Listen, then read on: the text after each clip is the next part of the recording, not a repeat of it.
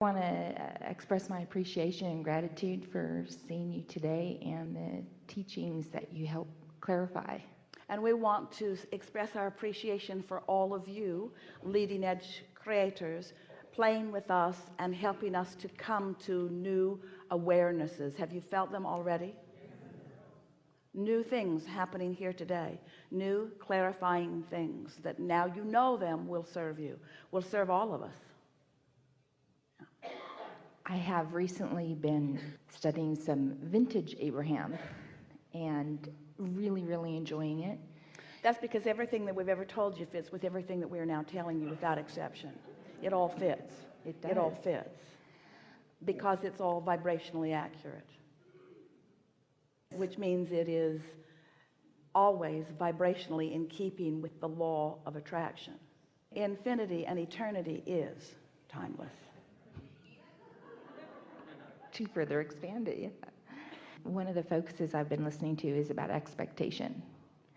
And in listening to it, I recalled that as I was growing up, I was told often, expectation diminishes joy. And I realized as I was listening to some of the... Well, not being in alignment with my own expectation diminishes joy. You're helping us to say something that we've never said before. Think about this vortex and think about your inner being there. And let's call that expectation. What about that? Expectation, because your inner being knows what you want and feels no doubt about it. And so that is perfect expectation. So expectation does not diminish joy. Expectation is joy. Being off of it vibrationally diminishes your joy. In other words, what that statement says is you cannot focus in opposition to who you are and all that you've become and feel good at the same time. We would call that a diminishment of joy. You cannot focus in opposition to who you really are and what the source within you knows you to be. When I was listening to it, I was extrapolating even further. What would have probably been more accurate to be told was expectation without belief diminishes joy. Well, expectation includes desire and beliefs. Expectation is the whole thing. Desire and belief all rolled together. That's what expectation is, and that's what your inner being holds. But a lot of times people use the word expectation when they doubt, and we think that's an improper use of the word, or of the word in the way that we mean it to be, because you get what you expect all the time.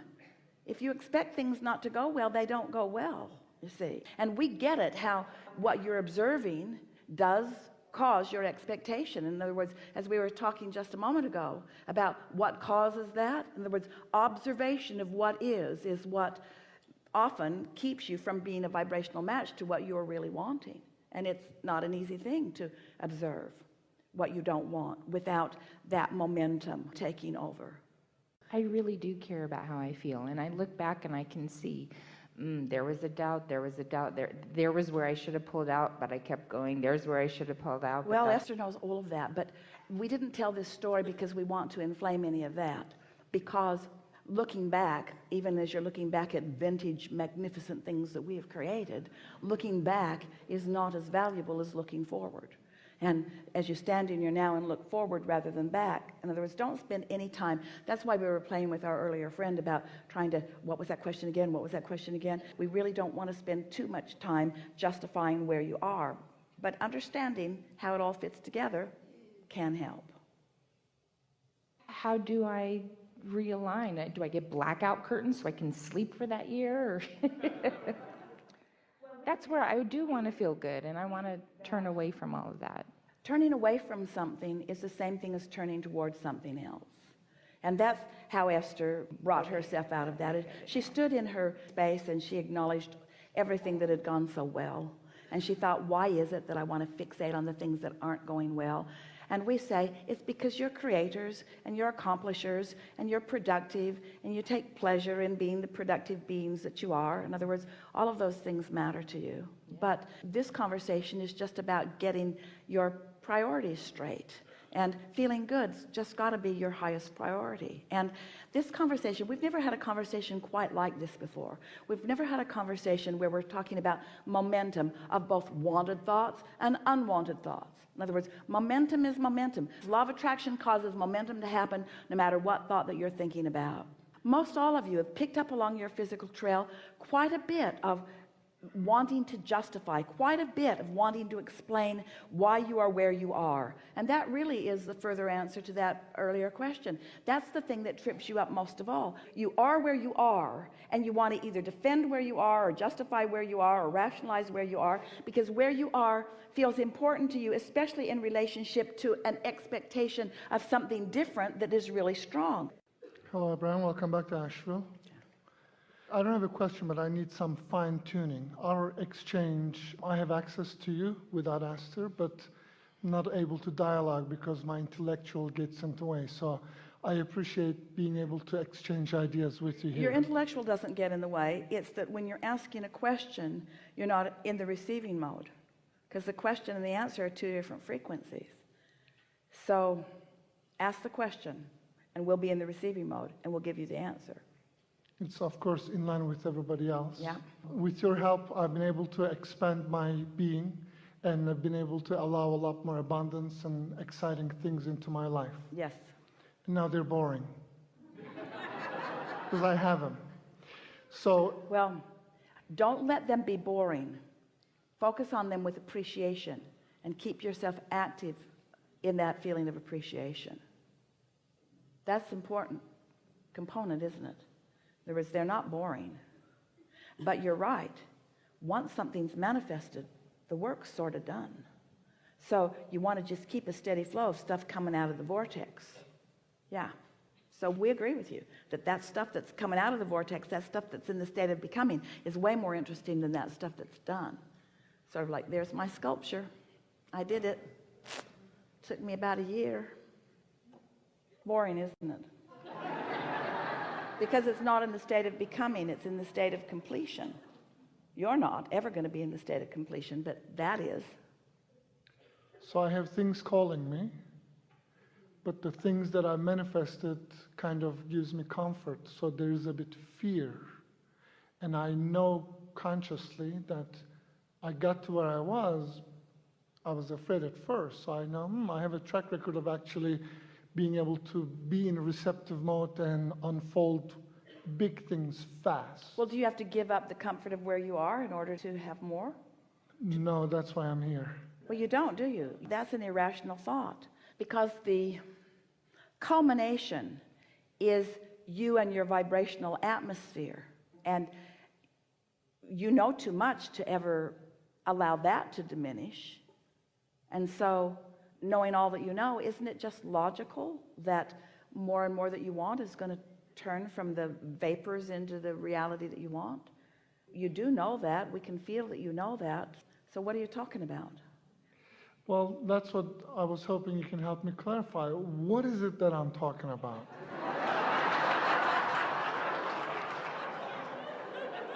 Well, let's see if we can sort it out. So you understand that the improvements of your life have all been part of this process, and you acknowledge that there have been many improvements. You just stated that here, and now they bore you a little bit because been there, done that.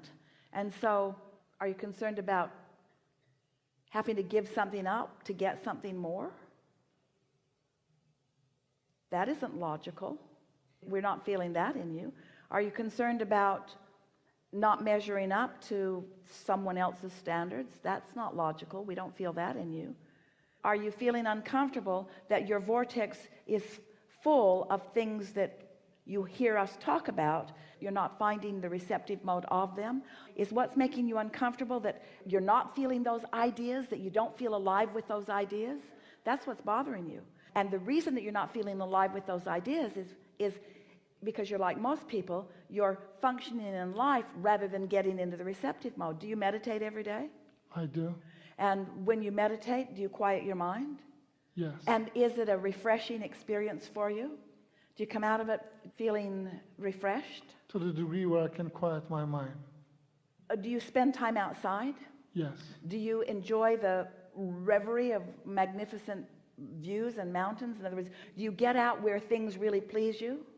Sometimes I do. Well, I'm in nature and I love it when I'm tuned in. But this is really what we're asking you, and we're going to put it to you bluntly and succinctly. How much of your behavior is pointed toward pleasing and soothing yourself in relationship to serving others? Because that's where the balance gets wonky for most of you. Most of you are so busy serving others that you're not taking that time for your own alignment. Yeah, that was the question I wrote, is, how to be authentically selfish versus serving others. Or Well, sometimes it takes an awareness of where you are.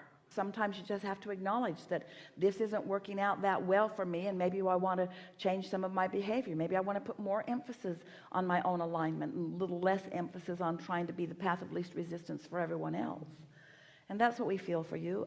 You're an uplifter to the core of your being and a teacher, but you just got to tune in. We asked you earlier, how do you do it? Do you meditate? Do you quiet your mind? Does music turn you inside out? Are some songs better than others? Does it please you when you're outside? Do you like to breathe deeply? What hooks you up? What connects you? What thrills you? Esther sat on an airplane with a man. She had not met him before. And he was from Alabama and a football fan of a particular college team. And as Esther listened to him, as he talked about his family and his wife and his sons and his life, she had thrill bumps running through her over and over and over again as she just relaxed into his love of his life.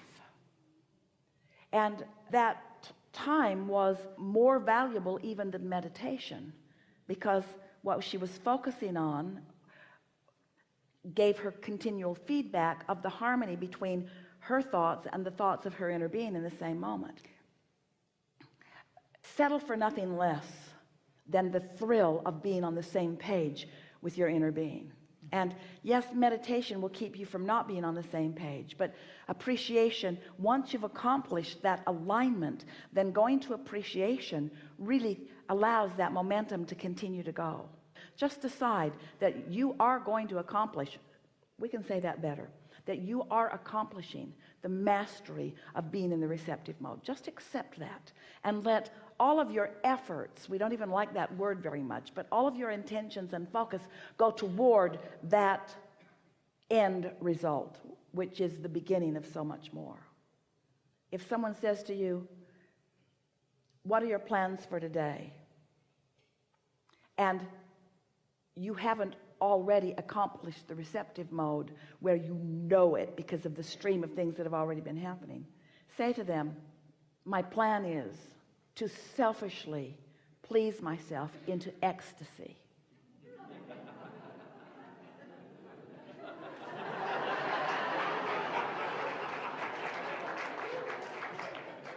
And very few of them will dare go further.